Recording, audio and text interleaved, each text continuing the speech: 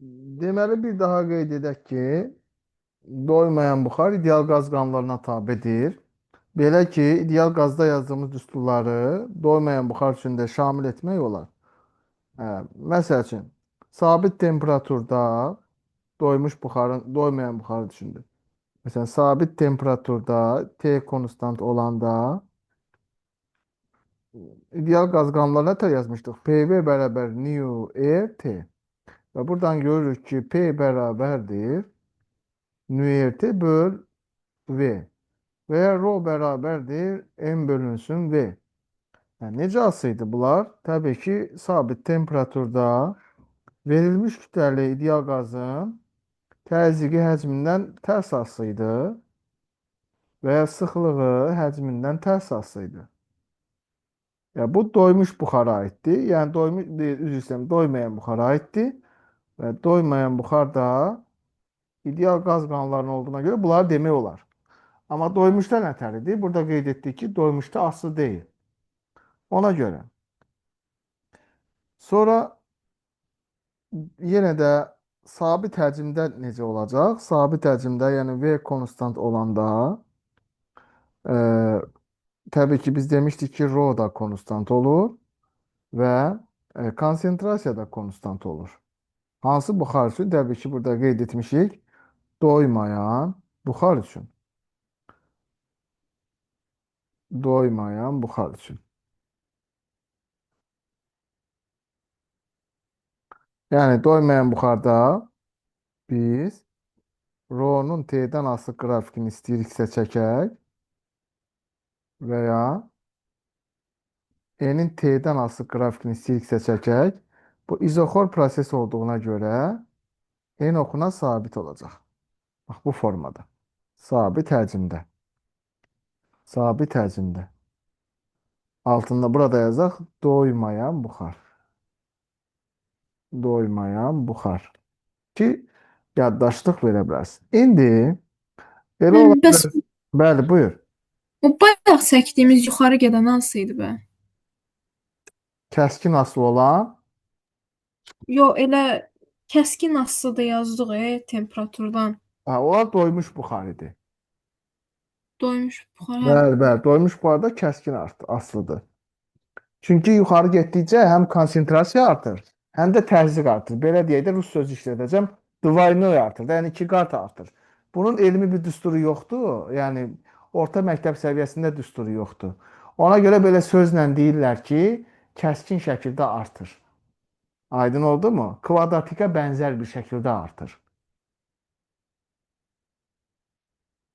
İndi biz doymuş buxarı doymayana və ya tərsinə doymayan buxarı doymuş buxara çevirəcəyik. Ən əsası da budur. 4 dənə çevrilmə var. Təbii ki, biri doymuşu doymamışadır, o birisi də doymamışı doymuşa çevirməkdir. Biz başlayaq nədən? Doymuş buxarı doymayan buxara çevirək. Qeyd yazaq. Qeyd bilməm neçədir. Ə, Sadəcə qeyd yazaq. Yazaq ki, doymuş buxarı doymuş buxarı doymayan buxara doymayan buxara çevirmək üçün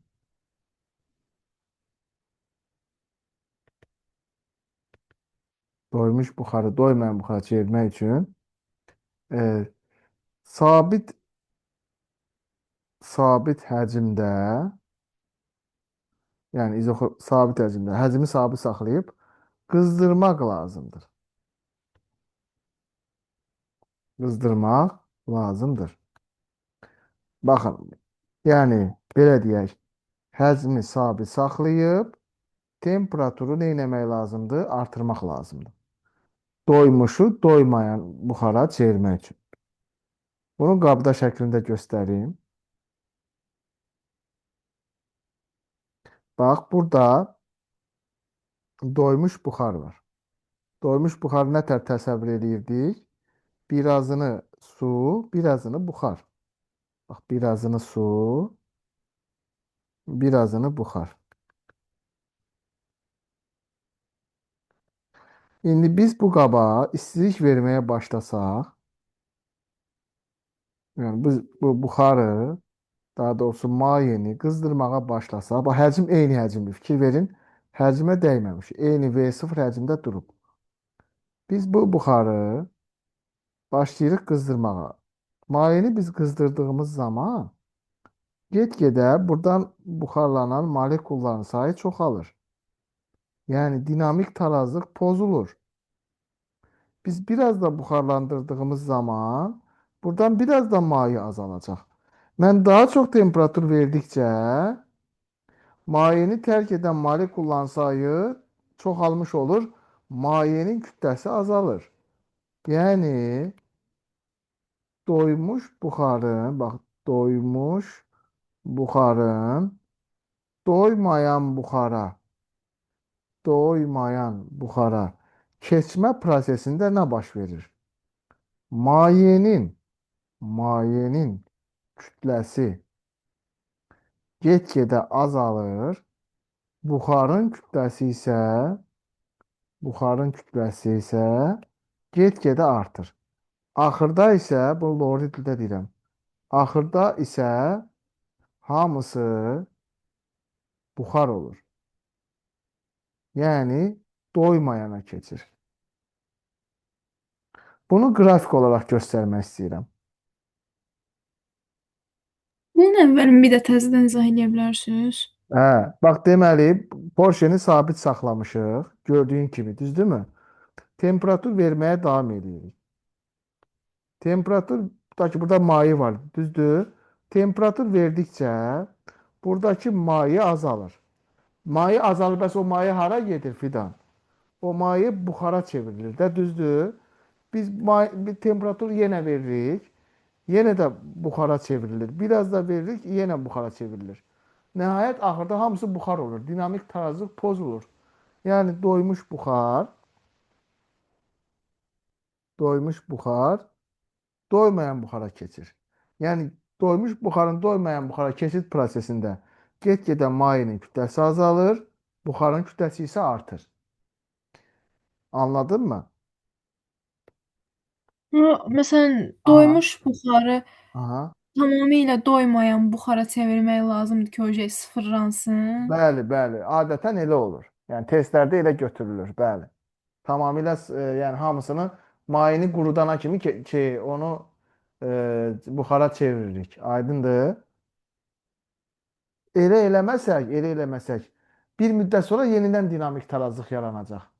Bir müddət dinamik tarazlıq pozulur. Əgər biz temperaturu verməyə davam etməsək, bir müddətdən sonra yenə dinamik tarazlıq yaranacaq. Hə, bildim, sağ ol. Hə, indi bunu mən qrafikini keçid olaraq göstərirəm. Çox vacib bir qrafikdir. PV-də bunu göstərəcəm. Biz deməli nə iş görürük? Doymuş buxarı doymana keçirdirik. Bax, qrafik belə olacaq. AB hissəsində PV-dən asılı deyilsə, deməli doymayan buxardır. BC hissəsi isə daha doğrusu AB hissəsi doymuş buxardır, BC hissəsi doymamış buxardır. Sabit temperaturda. Burada qeyd eləyək. Doymuş buxar.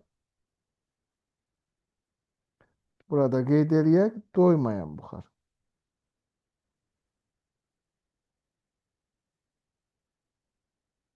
Çox üzr istəyirəm. Mən burada e, mən qrafiki o birisi üçün çəkdim. Mən sabit temperatur üçün çəkdim. Yox, burada bunu etməməli idim. Mən bunu digər qeyddə deyəcəm. Biz həcmi sabit saxlamışıq axı. Ona görə e, biz digər qrafiki çəkməliyik. Söz olaraq hər şey eynidir, sadəcə qrafik olaraq bunu çəkməməliyəm. Deməli, təzədən qayıdaq əvvələ. Deməli, biz buradan sabit həcmdə PT və ya ROT qrafiklərini çəkmək istəyirəm. P-nin T-dən birini kiçik T-dən çəkəcəm, birini böyük T-dən çəkəcəm ki, hər ikisi ilə qeydiz olsun dəftərinizdə. Hə. Əvvəlcə doymuş buxar olduğuna görə PT-dən Kəskin asılıdır. Buraya yazıram A nöqtəsi, buraya yazıram B nöqtəsi. Sonra da doymayan buxar olduğuna görə ideal qazda PET-dən necə asılıysa, burada da o şəkildə PET-dən düz asılı olacaq. Qrafik belə olacaq, sabit həcmdə.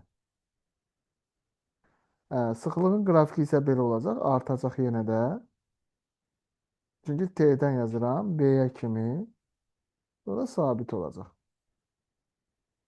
C-yə kimi. Bax belə. Bunların üstlərini də yazaq. Deməli, yazırıq doymayan buxar.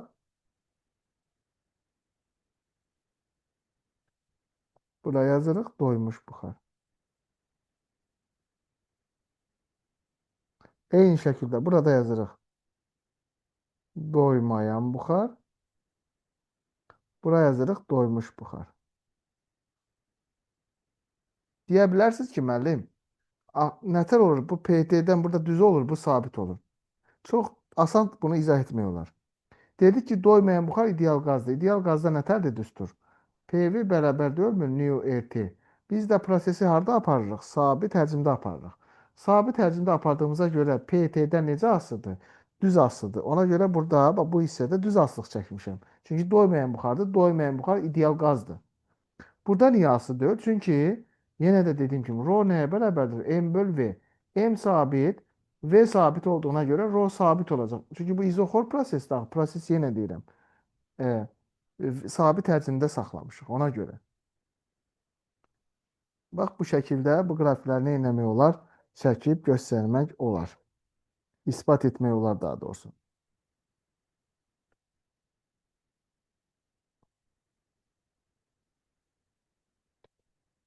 İndi bu prosesin əksini kim deyər şagirdlər? Biz burada sabit temperaturda, daha doğrusu sabit həcmdə temperatur qızdırmaqla doymuş buxarı doymamış buxara çevirə bilərik. Eyni şeyi biz sabit həcmdə soyutmaq ilə doymayan buxarı doymuş buxara çevirmək olar. Onda burada oxlar tərsinə olacaq. Sadəcə oxlar tərsinə olacaq. Vəssalam. Yuxarı gedən aşağı olar. Bəli, oxlar sadəcə aşağı olacaq. Vəssalam. Buradakı çəkdiyim oxlar var ha, onlar aşağı olacaq. İndi biz digər bir üsulla, indi bir xəttinə dəyməyək də ikisindən də çəkək. Xəttinə dəymək nə deməkdir? Yəni ki, biz doymayanı bu dəfə doymuşa çevirək. Doymayan buxarı çevirək doymuşa. Onun da qeydini buradan yazaq.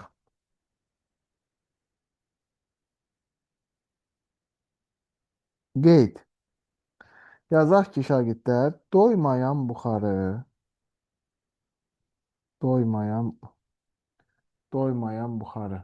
yaxud da olsun doymayan buxarı doymuş buxara çevirmək üçün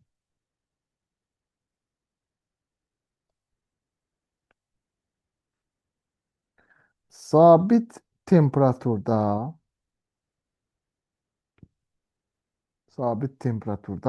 sıxmaq lazımdır.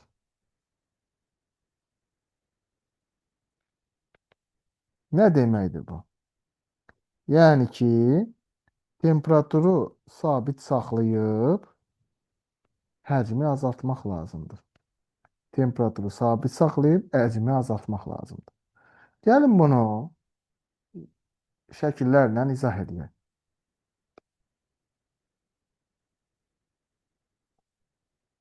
Yenə də müxtəlif porsiyalar çəkəcəm. Müxtəlif vəziyyətlərdə.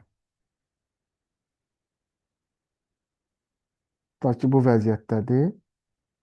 Doymayan buxar hamısını dedik ki, necə təsəvvür edəcəyik? Hamısını buxar təsəvvür edəcəyik.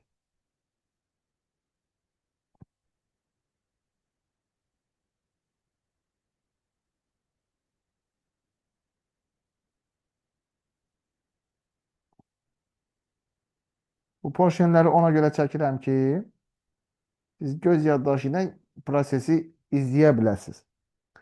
Baxın, ilkin versiyada bax bu formadadır. Yəni hamısı buxardır. Porşeni A vəziyyətindədir. Sonra gətirmişik porşeni B vəziyyətinə. Hələ də qabın dibində su damcıları əmələ gəlməyib. Burada önəmli qeyd var, diqqət edin, bax. Nida ilə deyirəm. Qabın dibində su damcıları əmələ gələnə qədər doymamış buxar olaraq qalır. Baxın, deyirəm. Yəni, qabın dibində suyun əmələ gəlməsi artıq doymayan buxarın doymuş hala keçdiyindən xəbər verir. Və qabın dibində doymayan buxar doymuş buxara keçənə kimi doymayan buxarın kütləsi dəyişmir. Bu çox önəmli qeyddir. Yazıram ki, doymayan doymayan buxar doymayan buxar doymuş buxar halına doymuş buxara keçənə qədər kütləsi kütləsi dəyişmir. Çünki ağzı bağlı qabda axı. Bəs e, kütlə nə olur? Sadəcə bu buxar sıxılır. Sıxıldığına görə həcmi azalır. Həcmi azalır. Kütlə sabit, həcmi azaldığına görə sıxlığı artır. Yəni rhosu artır. Rhosu artanda təbii ki, konsentrasiyası da artacaq. Deməli, doymayan buxarı doymuş buxara keçilənə qədər sıxlığı və konsentrasiyası artır. İndi gəldik biraz da sıxmağa başlayırıq. Biraz da sıxandan sonra qabın dibində uje maye damcıları gördük. Aha, maye damcıları görən kimi deməli buxar artıq keçdi doymuş hala. Buxar doymuş hala keçdi. Biz qabı biraz da sıxsaq, acımasızca sıxsaq. Artıq məsələn D nöqtəsində artıq burada 1 qram da olsun buxar qalmayacaq. Hamısı keçəcək suya. Artıq burada oldu maye. Yəni daha burada buxardan söhbət getmir. Ancaq maye olacaq. Öz əvvəlki vəziyyətinə qayıtmış olacaq. Yəni buxar əvvəldə nə idi? Maye idi də, ona qayıtmış olacaq. Bunların altından yazaq. Bax, yazaq ki, doymayan buxar. Yenə yazıram doymayan buxar. Bura yazıram doymuş buxar. Bura yazıram maye. Və bu dediyimi qrafik olaraq göstərirəm sizə. Çox xoş olacaq o qrafik.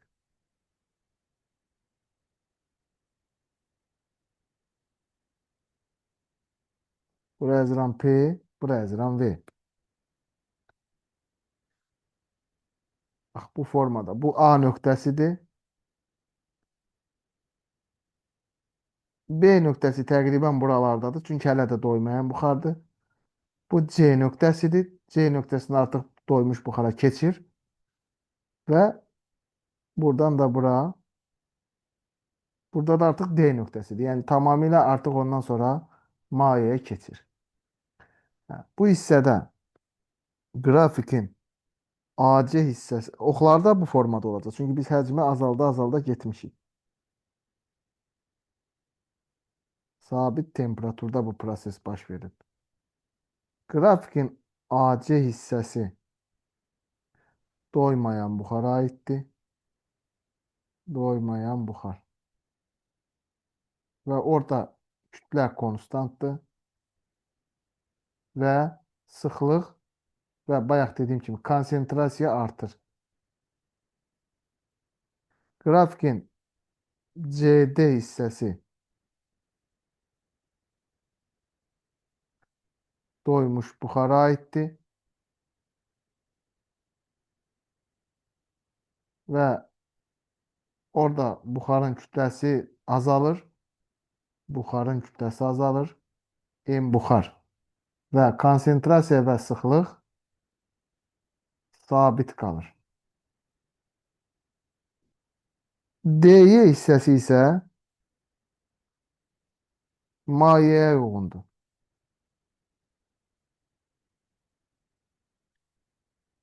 Beləliklə, doymayan buxarı da doymuş buxara çevirdik. Bu prosesin əksi isə, yəni izotermik genişləndirməklə doymuş buxarı doymayan buxara çevirə bilərik.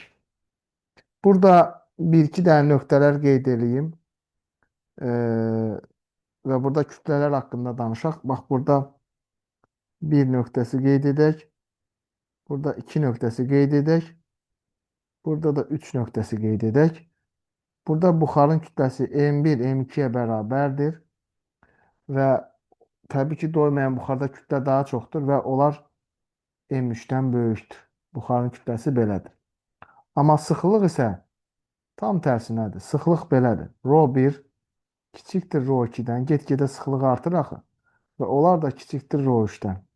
Əgər bura bir 4 nöqtəsi qeyd etsəm, Rho3 Rho4-ə bərabərdir.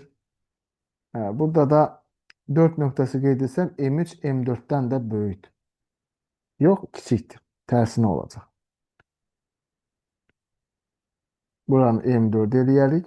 Əgər 4 nöqtəsi qeyd etsək. Çünki həcm azaldığına görə buxarın kütləsi də azalır. Burada bir dənə M3 yazarıq. Bax, belə. Sonra gəlir bizdə növbəti prosesimizin adı qaynama gəlir. Qaynama ilə bağlı proseslər. Yazaq bura qaynama.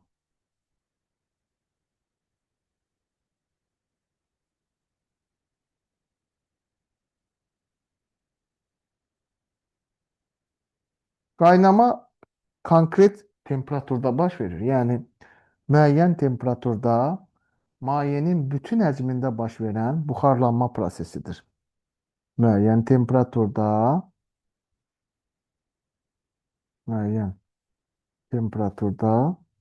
mayenin bütün həcmində baş verən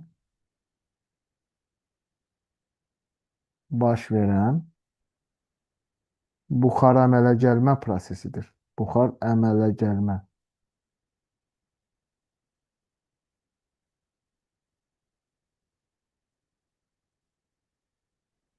Buxarlanmadan fərqli olaraq qaynama bütün həcmdə baş verir və üstəlik də konkret bunun nəyi var? Temperaturu var. Məsəl üçün, su 100 dərəcədə qaynayır. Qaynama nətər olur, baş verir? Mən tefalda çayını qaynadarkən ağ tefalda da şəffaf tefalda, yəni içindəki suyu görə bildiyimiz tefalda. Mən o tefalın içində buxar qabarcıqları görürdüm. Buk buk buk buk eləyib bunlar qaynayan zaman belə bir səs gəlir çaynikdə. Həmin o buxar qabarcığının içində, buxar qabarcığıdır bu. Buxar qabarcığı. Buxar qabarcığın içində doymuş hava olur. Doymuş hava olur. Xaricdən də təzyiq var. Xarici təzyiq. Təbii ki, bu xarici təzyiq nədir? Atmosfer təzyiqidir. Qaynama o zaman baş verir ki, qabarcıq daxilindəki təzyiq, doymuş buxarın təzyiqi, mayenin səthindəki xarici təzyiqdən ya böyük olsun, ya da ona bərabər olsun. Yəni, buxar qabarcığın içindəki təzyiq xarici təzyiqdən, yəni atmosfer təzyiqlə bərabər olanda bu su başlayır neynəməyə? Qaynamağa. Yəni, bütün həcmdə buxar əmələ gəlmə prosesi baş verir. Bütün həcmində. Mayenin qaynadığı temperatura qaynama temperaturu deyirik. Qaynama temperaturu. Qaynama temperaturu T hərfi ilə əşar olur və maye qaynayarkən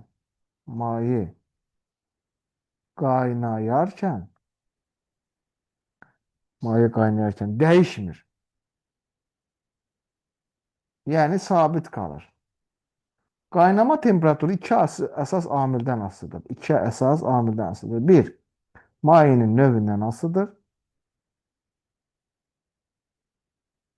Və təbii ki, maye üzərindəki xarici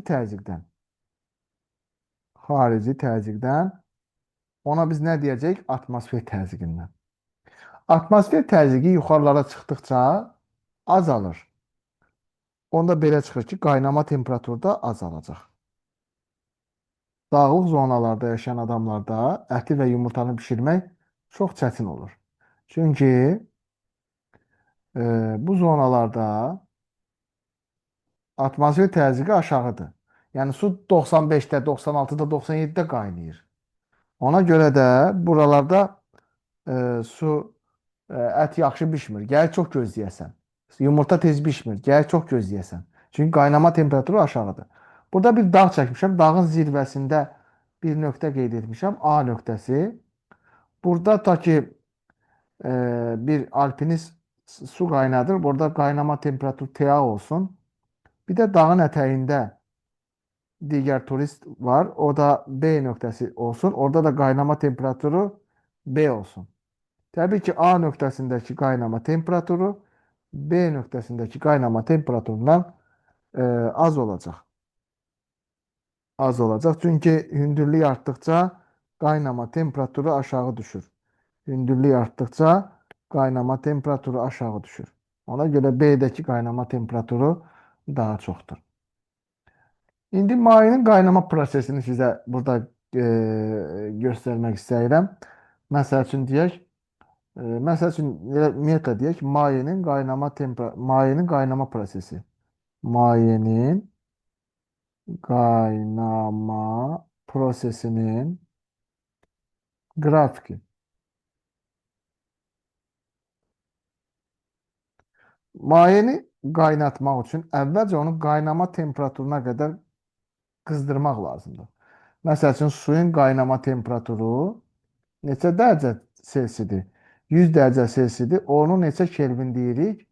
373 Kelvin götürmüşdük də, xatırlayırsınızsa. Su 373 dərəcə Kelvində və yaxud deyək ki, 100 dərəcə Selsidə qaynayır. Deməli, bunu əvvəlcə qaynama temperaturuna qədər qızdırmaq lazımdır. Baxın burada 20 dərəcədən bunun temperaturunu 100 dərəcəyə çıxartmaq üçün əvvəlcə ona kübr istilik miqdarı vermək lazımdır. 100 dərəcəyə çatdım, onun temperaturu nə eləmir? Dəyişmir. Çünki burada dedik ki, maye qaynayan zaman onun temperaturu nə eləmir? Dəyişmir. Artıq qaynayıb qutarandan sonra tamamilə buxar olur.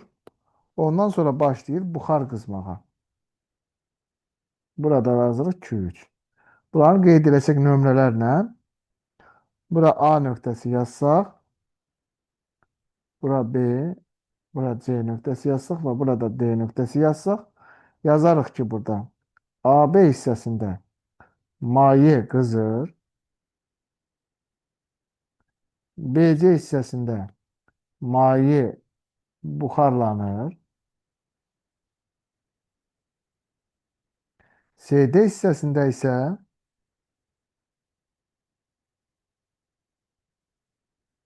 buxar qızır.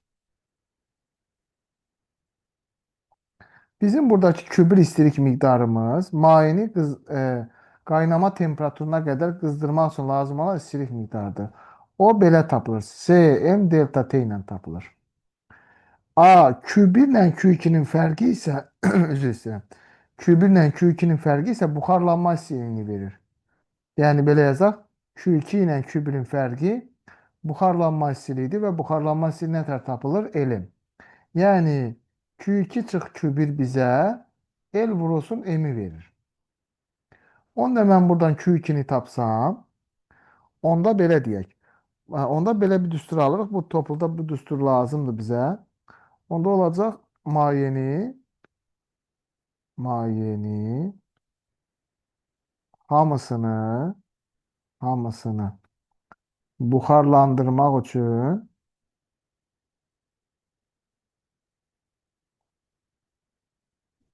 lazım olan istilik miqdarı. O bu düsturla tapılacaq. O Q2'dir əslində. Bax bu Q2'dir. Buradan Q2'ni tapanda olacaq nə? Cm delta T üstə gəlinsin Ln. Bax, bu çox vacib bir düsturdur. Bunu mütləq şəkildə öyrənmək lazımdır.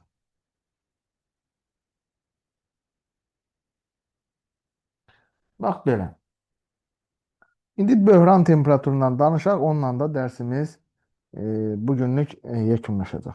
Böhran temperaturu.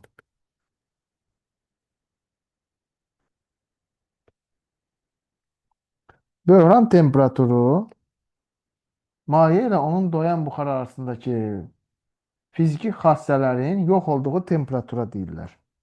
Maye ilə onun doymuş buxar arasındakı fiziki xassələrin yox olduğu temperatura böhran temperaturu deyirlər.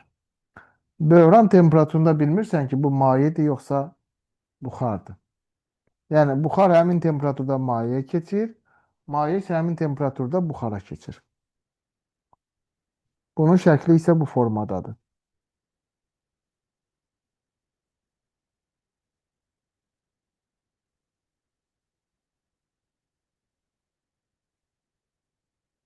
Bu nöqtədə və böhran nöqtəsi burada. Fikir versəz, böhran temperaturu sərhəd temperaturudur. Bura maye yazırıq. Burada doymuş buxar yazırıq. Fikir verin, böhran temperaturu mayeni buxara çevirmək üçün və ya buxarı mayeye çevirmək üçün son temperaturdur. Yəni ən yüksək temperaturdur. Yəni buxarı mayeye çevirmək üçün buxarı mayeye çevirmək üçün bu şərt ödənməlidir. T kiçikdir T böhran şərti ödənməlidir.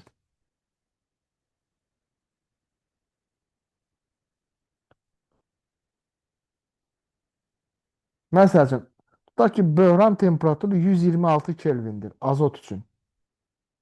Bizə nə qədər temperatur lazımdır? 125-də biz bu maye azotu buxara çevirə biləcəyik.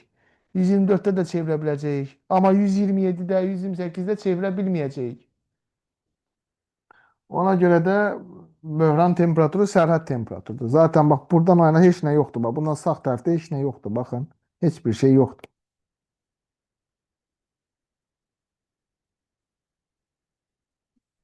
Bu böhran temperaturu buxarın maya çevirdiyi maksimal temperaturdur. Böhran temperaturu doyan buxarın sıxılığı və təzyiqi maksimum olur və böhran temperaturundan yuxarı temperaturlarda maddə yalnız qaz halındadır. Yəni böhran temperaturlarından yuxarı temperaturlarda nə qədər sıxırıqsa sıxaq, maddə qaz halından maye halına nə etməyəcək? Üzr istəyirəm, keçməyəcək. Bax belə. Gələn dərsdə biz danışacağıq şagirdlər. Gələn dərsdə biz danışacağıq havanın rütubəti, nisbi rütubət, mütləq rütubət, şeh nöqtəsi, psixrometrlər. Gələn dərsdə buradan danışacağıq. Bugünkü dərsimiz bu qədər. İndi mən sizə bir-iki